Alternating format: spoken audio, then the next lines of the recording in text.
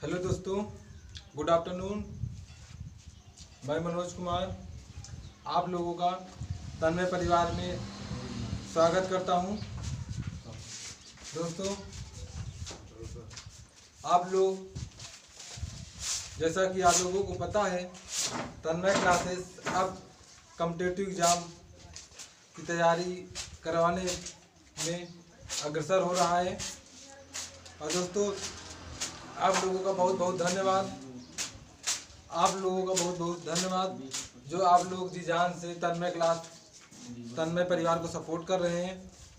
दोस्तों, इस समय हम लोग तन्मय परिवार, आप लोगों का तन्मय परिवार इस समय 70 लगा चुका है। अर्थात बहुत जल्दी 5 दिन के अंदर 100 सब्सक्राइबर, कल शाम को 100 सब्सक्राइबर तन्मय परिवार के पूरे हुए हैं। दोस्तों, बस ऐसे ही आप लोग अपना प्यार तन्मय परिवार में बनाए रहिए। उसके बाद देखिए, तन्मय परिवार आप लोगों के साथ कितना मेहनत करता है, कितना परिश्रम करता है। आप लोगों के लिए एक से बेहतर चीज़ करेगा और बहुत अच्छा कंटेंट, और चाहे वो कोई भी सब्जेक्ट हो, अच्छे से बेहतर मटेरियल आप लोगों को उपलब्ध कराएगा।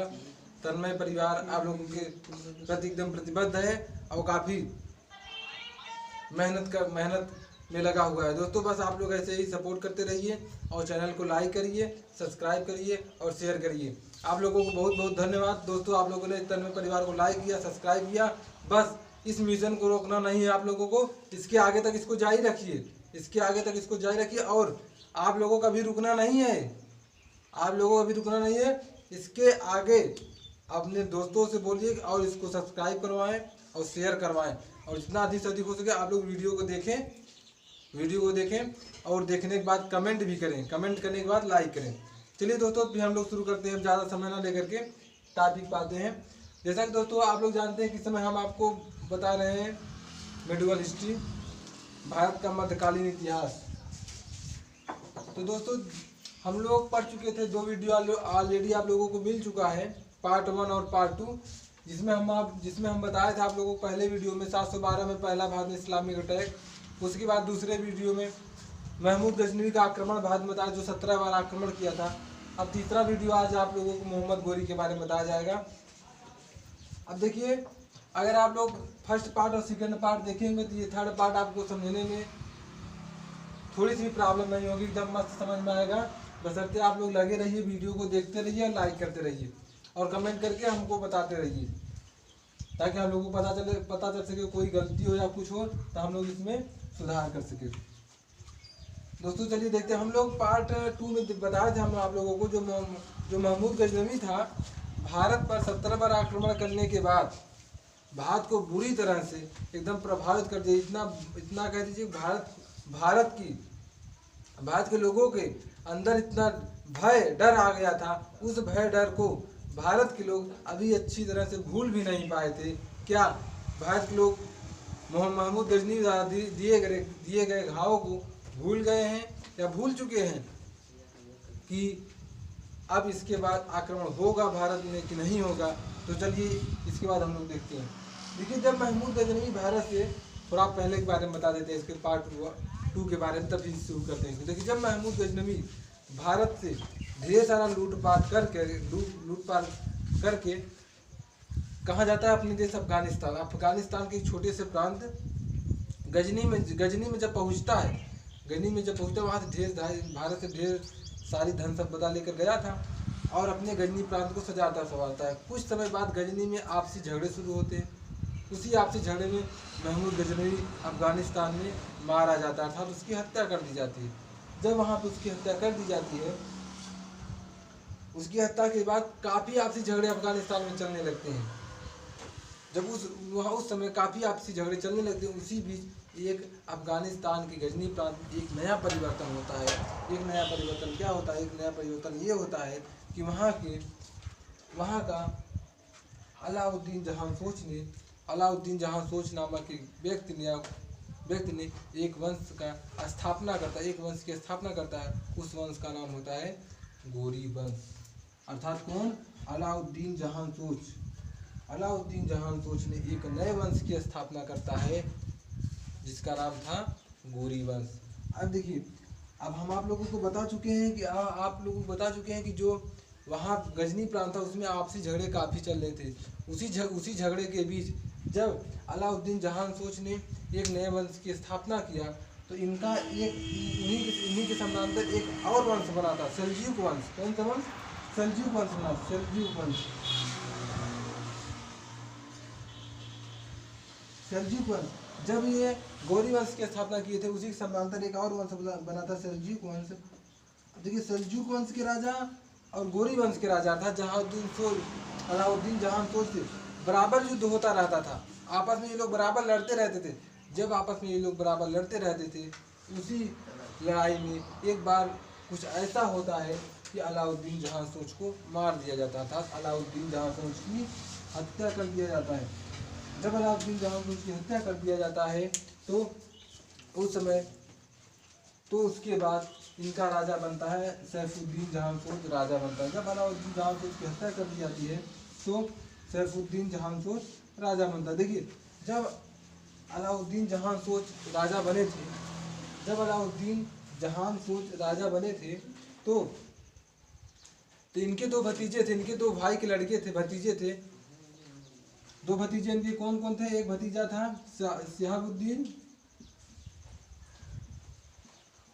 शिहाबुद्दीन और दूसरा इनका भतीजा था गियासुद्दीन।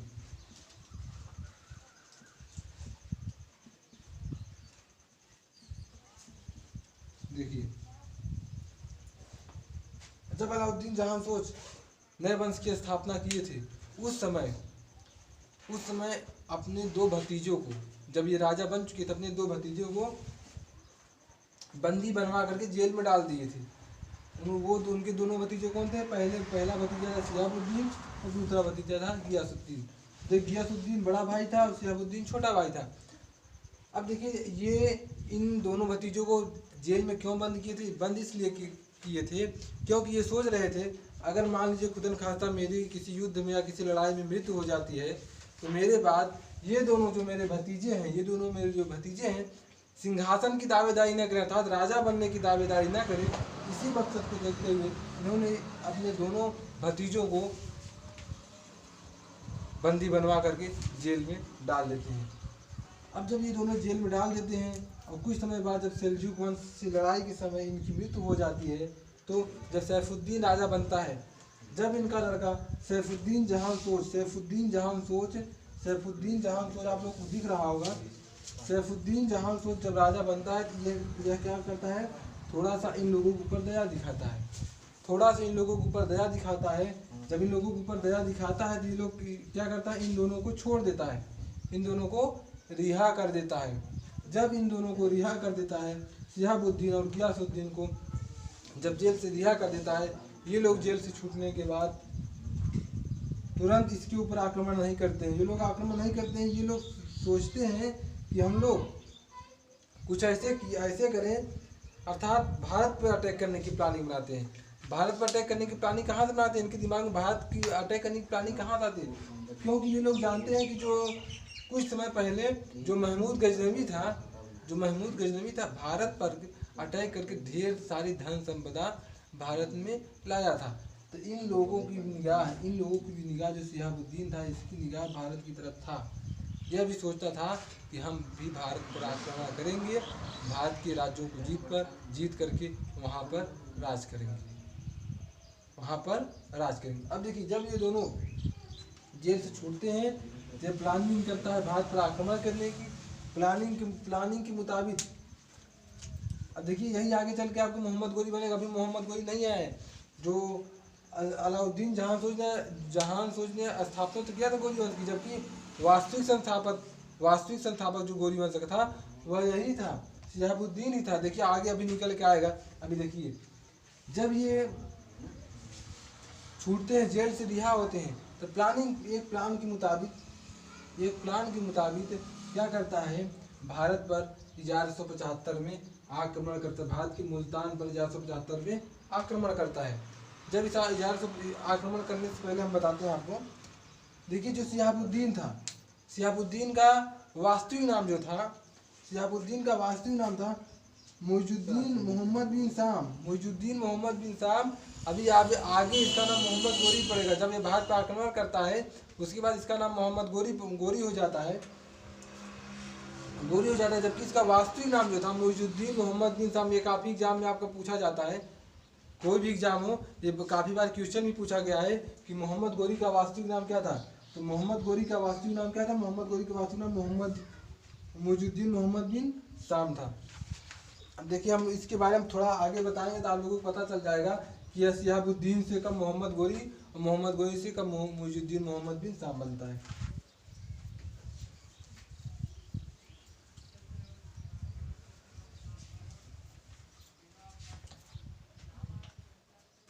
अब देखिए जब ये प्लानिंग कर लेता है भारत पर आक्रमण करने की, तो अपने प्लान के मुताबिक सैन्य शक्ति लेकर के 1175 में मुल्तान पर क्या करता है? आक्रमण करता है। जब यह 1175 में मुल्तान पर आक्रमण करता है तो मुल्तान को जीत लेता है, अर्थात इसके द्वारा मुल्तान को जीत लिया जाता है। जब इसके द्वारा मुल्तान को जीत लिया जाता है तो इसका मनोबल बढ़ता है कि वाह, हम तो भारत के एक छोटे से प्रांत को जीत लिए हैं। काफ़ी इसका मनोबल बढ़ा, इसको धन संपदा मिली, राज्य को लूटा। जब धन संपदा इसको मिली, इसका मनोबल और बढ़ गया। यह दूसरा आक्रमण गुजरात पे करने की प्लानिंग करने लगा। गुजरात, क्योंकि इसको पता था ये कि गुजरात से एक बार महमूद गजनी ने बहुत सारा लूटपाट किया था, तो हम दूसरा आक्रमण गुजरात पे करेंगे। ये प्लान बनाने, पहला युद्ध जब मुल्तान पर जीता तो दूसरा अटैक गुजरात के पाटन पर करने की प्लानिंग करने लगा। जब प्लानिंग कर लिया, लगभग 3 साल बाद, आप लोग देख रहे हैं, जैसा कि आप लोग देख पा रहे हैं, 1175 से 78, लगभग 3 साल बाद गुजरात पर आक्रमण करता है। जब यह गुजरात पर आक्रमण करता है उस समय गुजरात के राजा भीम द्वितीय थे। जब यह गुजरात पर आक्रमण किया उस समय वहाँ के गुजरात के राजा भीम द्वितीय थे, अर्थात भीम द्वितीय और मोहम्मद गोरी कयाद्रा के मैदान में एक बार फिर आमने सामने होते हैं। आमने सामने होने के बाद कयाद्रा के मैदान में एक भयानक युद्ध होता है। जब एक भयानक युद्ध होता है, उस युद्ध में मोहम्मद गोरी बहुत बुरी तरह से पराजित होता है। जब बहुत बुरी तरह से पराजित होता है तो मोहम्मद गोरी को पहली बार यह एहसास होता है कि अभी हम इतने सक्षम नहीं हैं कि भारत के बड़े राज्यों पर अपना हाथ साफ कर सकें। अर्थात जब यह गुजरात के पाटन पर आक्रमण करता है, भीम द्वितीय से इसका सामना होता है, जिसको लगता है कि भारत के जो बड़े राज्य हैं वो काफ़ी ताकतवर हैं और इनको अभी हम नहीं जीत सकते, अभी हमारे पास इतनी सैन्य क्षमता है ही नहीं कि हम लोग इसका मुकाबला कर सकें। तो इसका मनोबल काफ़ी गिर जाता है। ये सोचने लगता है कि अब हम शायद भारत को नहीं जीत पाएंगे।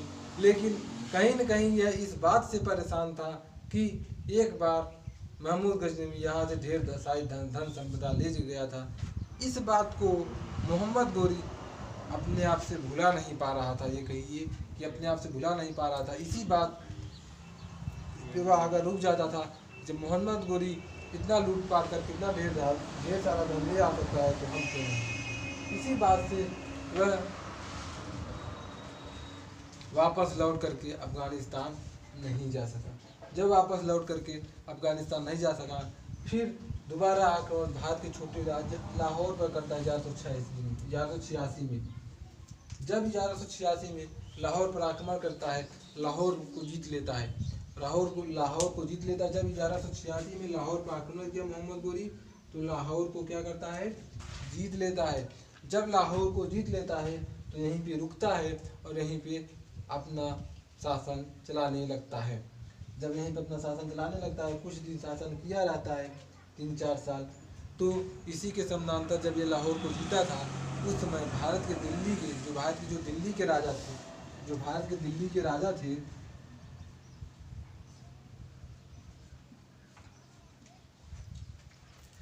इसी के समानांतर जो भारत के दिल्ली के राजा थे पृथ्वीराज चौहान, पृथ्वीराज चौहान अर्थात पृथ्वीराज चौहान थर्ड। तो जब दिल्ली के राजा पृथ्वीराज चौहान थर्ड थे, वो भी यह लगातार उन देखिए जो दिल्ली के राजा थे,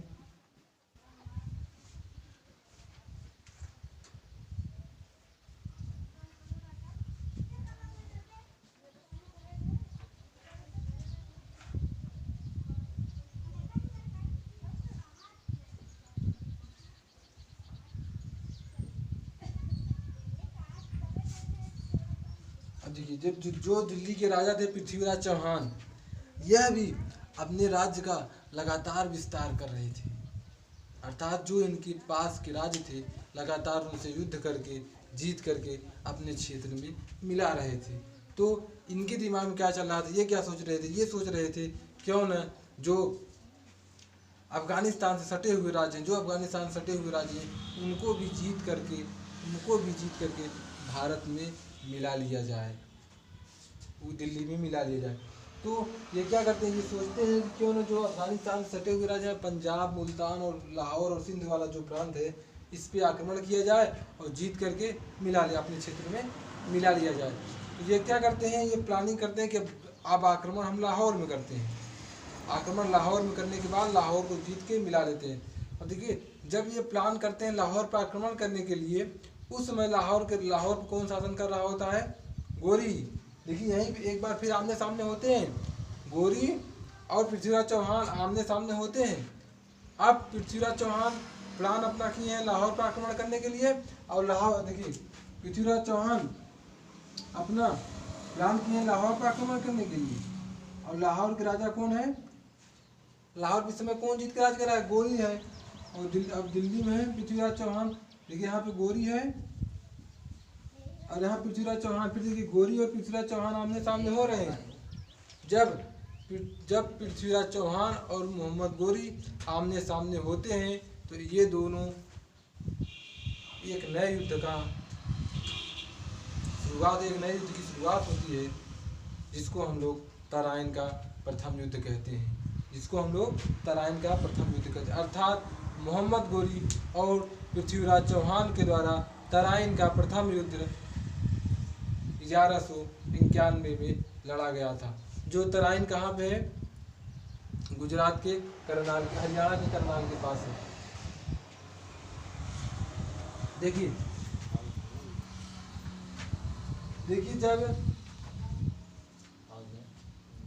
मोहम्मद गोरी और पृथ्वीराज चौहान आपस में आमने सामने होते हैं, तो तराइन 1191 में एक भयानक युद्ध होता है, जिसको हम लोग तराइन का प्रथम युद्ध के नाम से जानते हैं। अब देखिए इसको आप लोग अच्छे से याद कर लीजिएगा, ध्यान दीजिएगा। तराइन का प्रथम युद्ध 1191 में काफ़ी बार क्वेश्चन ये पूछा गया है कि तराइन का प्रथम युद्ध कब हुआ था। तराइन का प्रथम युद्ध कब हुआ, 1191 में। किसके बीच लड़ा गया था, मोहम्मद गोरी और पृथ्वीराज चौहान या पृथ्वीराज चौहान थर्ड के बीच लड़ा गया था। दोनों एक ही है, पृथ्वीराज चौहान और पृथ्वीराज चौहान थर्ड। क्वेश्चन काफ़ी बार पूछा गया है, इसको आप लोग ध्यान दीजिएगा। अब देखिए जब 1191 में पृथ्वीराज चौहान और मोहम्मद गोरी आमने सामने होते हैं, एक भयानक युद्ध होता है, जिसमें मोहम्मद गोरी बुरी तरह पराजित हो जाता है।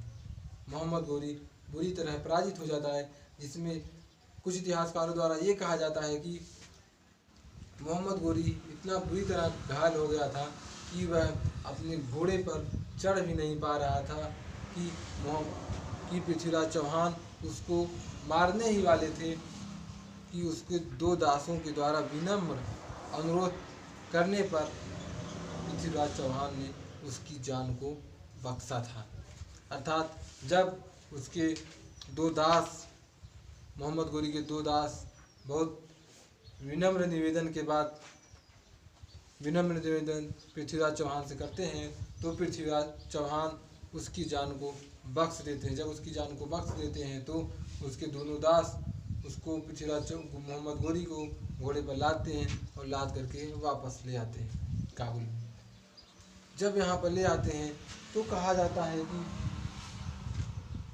जो मोहम्मद गोरी था, वह लगातार 1 साल तक एक अच्छे स्तर की युद्ध की तैयारी करने लगा।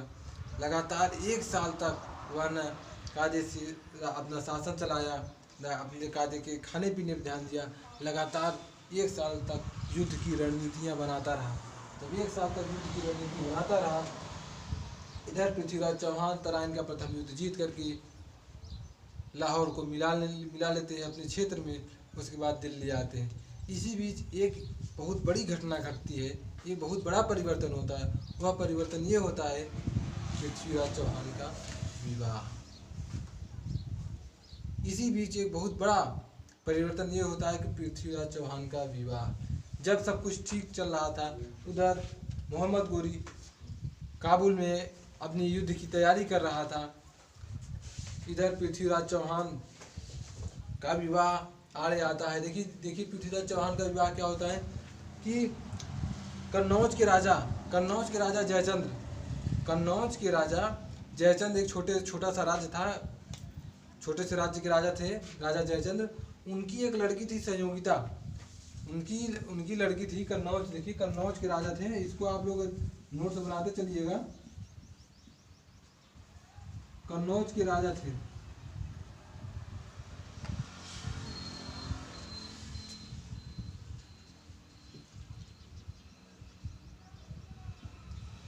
ये कन्नौज के राजा जयचंद्र थे और जयचंद्र की लड़की थी संयोगिता।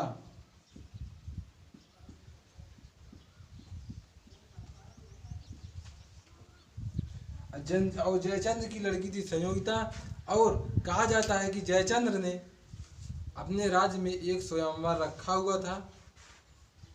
संयोगिता के विवाह के लिए एक स्वयंवर रखा हुआ था। उस स्वयंवर में सभी राजा को इनवाइट किया गया था, लेकिन पृथ्वीराज चौहान को उस स्वयंवर में इनवाइट नहीं किया गया था। जब पृथ्वीराज चौहान को उस स्वयंवर में इनवाइट नहीं किया गया तो पृथ्वीराज चौहान अपना वेश बदल करके उस स्वयंवर में पहुंचते हैं। जब उस स्वयंवर में पृथ्वीराज चौहान वेश बदल करके पहुंचते हैं तो कुछ समय बाद ऐसा इनको लगता है कि अब हमारा भेद खुल जाएगा, अर्थात हम पहचान लिए जाएंगे कि हम पृथ्वीराज चौहान हैं, तो इनकी हमारी बहुत बेइज्जती होगी। इसको देखते हुए ये क्या करते हैं कि ज़बरदस्ती संयोगिता के पास जाते हैं और संयोगिता इनका वरण करती है। और वहाँ से जब संयोगिता इनका वरण कर लेती है तो ये संयोगिता को लेकर के वापस दिल्ली आ जाती है। जब इतना कृत्य पृथ्वीराज चौहान द्वारा भरे दरबार में किया जाता है तो काफ़ी जयचंद्र की बेइज्जती होती है। और जयचंद्र की इतनी क्षमता नहीं थी कि वह उस दरबार में या पृथ्वीराज चौहान से युद्ध लड़ सके। पृथ्वीराज चौहान काफ़ी बड़े राजा थे और वो दिल्ली के राजा थे, काफ़ी शक्तिशाली भी थे, इसलिए जयचंद्र उनसे जीत नहीं सकता था। इसलिए क्या हुआ कि जब पृथ्वीराज चौहान उनकी लड़की को लेकर के दिल्ली वापस ले आते हैं तो कन्नौज के राजा जयचंद्र काफ़ी प्रतिरोध की भावना में जलने लगते हैं। बस उनको यही सोचता है कि हम पृथ्वीराज चौहान से अपना बदला कैसे लें या कैसे निकालें। वह किसी भी हालत में पृथ्वीराज चौहान से अपना बदला लेना चाहते थे। अब देखिए क्या होता है, अब पृथ्वीराज चौहान से जयचंद्र अपना बदला लेना चाहते थे, लेकिन इतने सक्षम नहीं थे कि इतने बड़े राजा से ये मुकाबला करें। तो ये क्या करते हैं, अन्य राजपूत राजाओं के पास जाते हैं, सहयोग मांगते हैं, लेकिन कोई भी राजपूत राजा इनको सहयोग देने के लिए तैयार नहीं होता है। अर्थात कोई भी जितने भी राजा थे सीधा मना कर देते हैं कि देखो भाई, हम पृथ्वीराज चौहान से बैर नहीं ले सकते हैं। तो ये काफ़ी सोचने के बाद ये सोचते हैं कि एक बार मोहम्मद गोरी और पृथ्वीराज चौहान का युद्ध हुआ था। तो ये जयचंद्र क्या करता है, जयचंद्र जा करके मोहम्मद गोरी के पास जाता है और मोहम्मद गोरी से मिलता है। उनसे कहता है, देखिए, अगर आप पृथ्वीराज चौहान को हराना चाहते हैं तो हम आपको भरपूर सपोर्ट देंगे, सैनिक सहायता देंगे, सब कुछ करेंगे, आपकी तरफ से लड़ेंगे। बस अगर आप इस बात को मानते हैं तो आप पृथ्वीराज चौहान से युद्ध को जीत सकते हैं। तो जयचंद्र कुछ राजाओं को साथ लेकर के मोहम्मद गोरी को सपोर्ट करता है। जब मोहम्मद गोरी को सपोर्ट करता है, अब देखिए जयचंद्र सोच रहा था कि अगर हम पृथ्वीराज चौहान को गोरी को सपोर्ट करके पृथ्वीराज चौहान को हरा देते हैं तो उपहार स्वरूप मोहम्मद गोरी हमको दिल्ली दे देगा और हम दिल्ली के राजा बन जाएंगे। अब देखिए अब आगे क्या होता है, क्या जयचंद्र को मोहम्मद गोरी द्वारा दिल्ली को गिफ्ट दिया जाता है कि नहीं दिया जाता है। अब देखिए आगे क्या होता है। जब जयचंद्र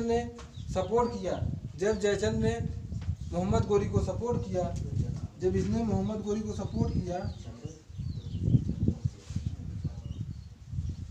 देखिए जब ये मोहम्मद गोरी को सपोर्ट करता है तो मोहम्मद गोरी जो होता है तराइन के द्वितीय युद्ध में लगभग 1192 में चैलेंज कर देता है पृथ्वीराज चौहान को। तराइन के द्वितीय युद्ध में पृथ्वीराज चौहान को मोहम्मद गोरी चैलेंज करता है। तो जब चैलेंज करता है तो तराइन का द्वितीय युद्ध होता है। तराइन का द्वितीय युद्ध कब हुआ? 1192 ईस्वी में। 1192 ईस्वी में किसके बीच हुआ था? मोहम्मद गोरी और पृथ्वीराज चौहान के बीच यह युद्ध हुआ था।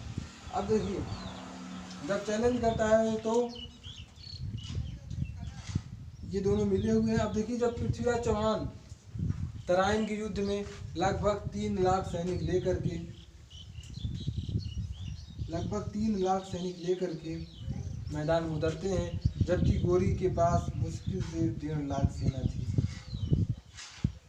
अब आप लोग देख कहेंगे कि 1.5 लाख सेना पे 3 लाख सेना तो हावी हो जाएगी, इसमें तो जीत निश्चित है पृथ्वीराज चौहान की। लेकिन देखिए जब तराइन का प्रथम युद्ध हुआ था उसमें बहुत से राजपूत राजा भी पृथ्वीराज चौहान का साथ दिए थे, अर्थात उनके साथ लड़ाई लड़े थे।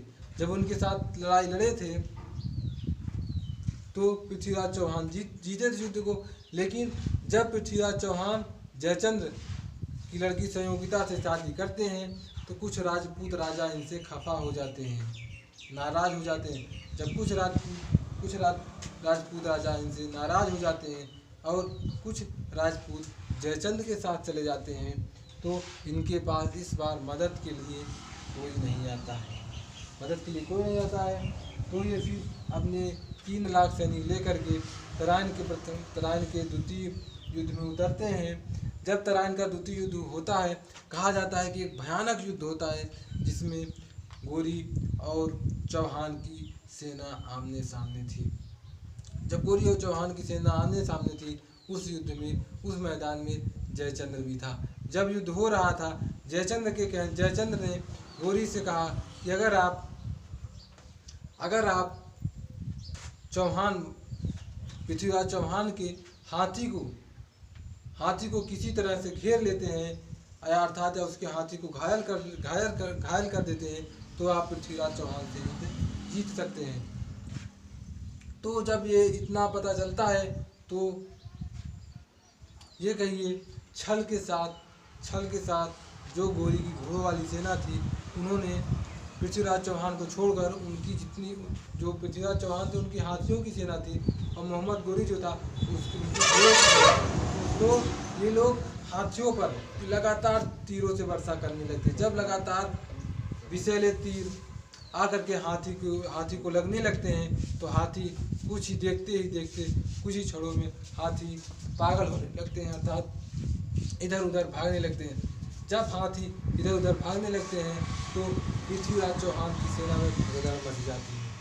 जब पृथ्वीराज चौहान की सेना में भगदड़ मचती है तो पृथ्वीराज चौहान की जो हाथी थी इसको थोड़ा सा ही अकेले होते हुए जो गोरी की घोड़े वाली तीव्र गति वाली घोड़े की सेना थी पृथ्वीराज चौहान को चारों तरफ से घेर लेती है और नतीजा ये होता है कि पृथ्वीराज चौहान को युद्ध स्थल से जिंदा बंदी बना लिया जाता है। जब पृथ्वीराज चौहान को तराइन के द्वितीय युद्ध में जिंदा बंदी बना लिया जाता है, जिंदा बंदी बना करके मोहम्मद गोरी इनको अपने दरबार में ले जाता है। जब इनको अपने दरबार में ले जाता है तो जब इनको अपने दरबार में ले गया तो वहाँ ये इनको जंजीर से बांध करके अपने दरबार में पेश किया और वहाँ पे एक शुरू किया वाक युद्ध। जब वाक युद्ध शुरू किया, कहा जाता है कि जब वाक युद्ध शुरू हुआ उस दरबार में, मोहम्मद गोरी के दरबार में जयचंद्र भी उपस्थित था और इनका एक चंद्रबरदाई और इनका एक कवि था जो इनको बहुत मानता था, पृथ्वीराज चौहान का एक कवि था जो कविता करता था, इनको जो काफी मानता था, वह भी दरबार में उपस्थित था जिसका नाम चंद्रबरदाई था। जब राजमहल में पृथ्वीराज चौहान और गोरी के बीच वाक युद्ध शुरू होता है तो पृथ्वीराज चौहान मोहम्मद गोरी से आँख उठा करके बात करते हैं।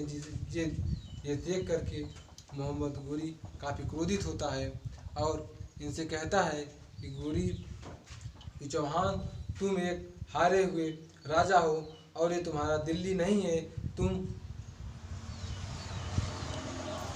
अपनी निगाह झुकाकर बात करो। लेकिन पृथ्वीराज चौहान कहते हैं कि एक क्षत्रिय की आंखें तभी नीचे होंगी जब मर जाता है, तुमसे नीचे नहीं होती हैं। जिससे क्या होता है कि गोरी बहुत क्रोधित होता है और इनको काफ़ी दंडित करवाता है। उसके बाद कहता है कि अब तुम अपने शब्दवेदी बाणों की कला को दिखाओगे और तुमको, जब तक तुम शब्दवेदी बाण चलाते रहोगे और तुम्हारा निशाना सही स्थान पे लगता रहेगा तब तक तुम जिंदा रहोगे। जब तक तुम्हारा निशाना सही निशाने पर लगना बंद हो जाएगा तब तुमको मार दिया जाएगा। तो इसी बीच यह सब चंद्रबरदाई से देखा नहीं गया। चंद्रबरदाई एक कविता कहता है, उस कविता में ये हिंट रहता है कि उस कविता में चंद्रबरदाई ने हिंट देता है, उस कविता में हिंट देता है कि देखो वो कविता क्या कहता है, हम आपको बताते हैं। चंद्रबरदाई उसमें कविता क्या कहता है, देखिए कहता है, 4 बास 24 गज अंगुल अष्ट प्रमाण ता अष्ट सुल्तान है मत चूको सुल्तान। अर्थात जो चंद्रबरदाई था वह हिंट देता है कि सामने इतनी ऊंचाई पर मोहम्मद गोरी बैठा है और महाराज आपको भूलना नहीं है, बस आप निशाना मारिए, एक अच्छा मौका है आपके पास। लेकिन जैसे ही यह कविता जयचंद्र सुनता है उसको तुरंत लगता है कि यह तो एक हिंट है, यह तो एक संकेत है मोहम्मद गोरी के मारने का। तुरंत उस शब्दवेदी बाण को रुकवा देता है, अर्थात चलाने नहीं देता है और गोरी से कहता है अगर आप इसको करवाते हैं तो पृथ्वीराज चौहान आपको मार सकता है।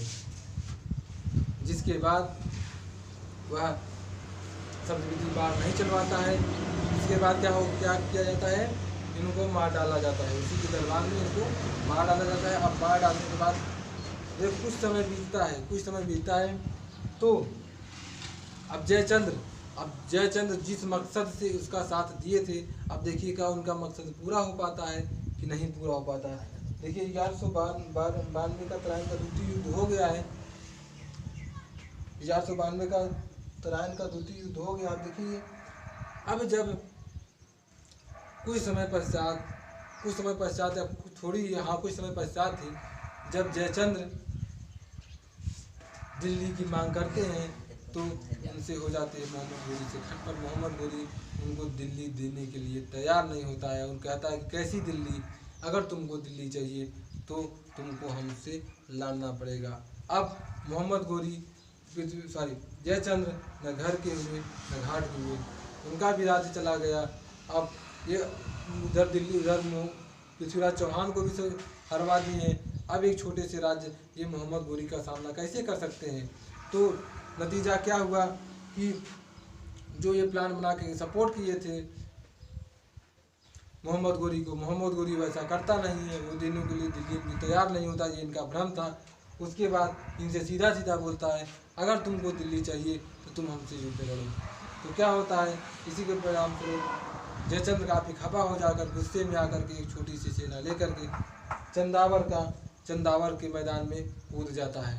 494 में चंदावर के मैदान में कूद जाता है, अर्थात चंदावर का युद्ध होता है पृथ्वीराज चौहान जयचंद्र और मोहम्मद गोरी के बीच। उस चंदावर के युद्ध में कहा जाता है कि जो जयचंद्र पराजित हुए और इनको मार डाला गया। जब इनको मार डाला गया, अब मोहम्मद गोरी को भारत में रोकने वाला कोई था ही नहीं। वैसे भी जयचंद्र की बस की बात नहीं थी कि वह मोहम्मद गोरी को रोक लेती। अब देखिए दोस्तों, अगर आप लोग इस वीडियो को पूरा देखे होंगे तो आप लोगों को लगा होगा कि जब घर के लोग ही नहीं साथ देते हैं, अगर घर में कुछ होता है या कोई भी चीज़ बाहर की घटती है तो उसमें घर के लोगों का हिस्सा हाथ होता है। अगर आज जयचंद्र गोरी के पास नहीं गए होते, आज भारत का इतिहास कुछ और ही लिखा जाता।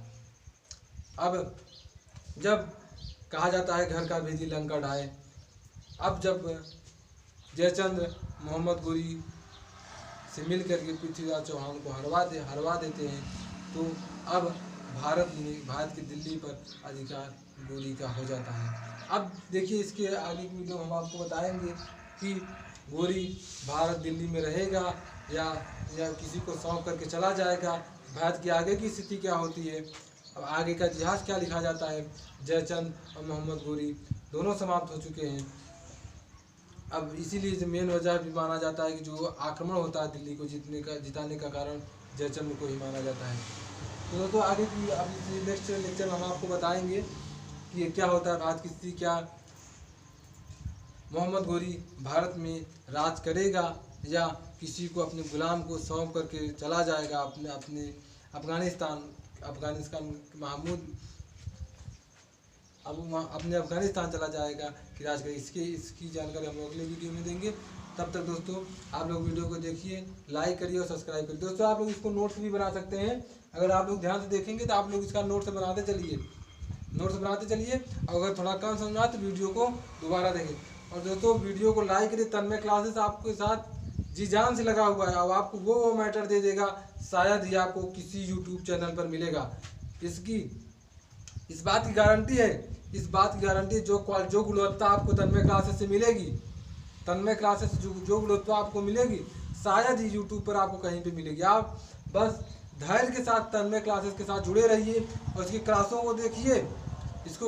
देखिए, जब तक आप क्लासों को देखेंगे नहीं तो आप जज कैसे कर पाएंगे कि सही है गलत है। थंबनेल अगर तन्मय क्लासेस ने यूट्यूब के वीडियो पर थंबनेल नहीं लगाया, जिसका मतलब ये नहीं है कि मैटर अच्छा नहीं है। संसाधन के अगर थंबनेल नहीं लगाया, इसका मतलब मैटर ये नहीं है कि मैटर का देख नहीं दिया। आप इसको देखिए, चाहे मैथ हो, चाहे हिंदी हो, चाहे हिस्ट्री हो, चाहे रीजनिंग हो। अभी रीजनिंग का डाला नहीं जा रहा है, वो भी आएगा आप लोगों के सामने।